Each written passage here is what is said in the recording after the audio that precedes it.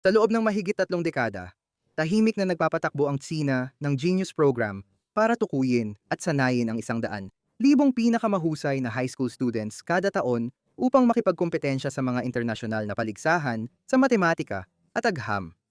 Ngunit simula pa lang ito, agad na tinatanggap ang mga estudyanteng ito sa top universidad ng China na kilala na ngayon sa buong mundo bilang leader sa agham at pananaliksik. Matapos magtapos, marami sa kanila ang nagiging inhinyero, tagapagtatag, at mananaliksik sa nangungunang tech company sa China.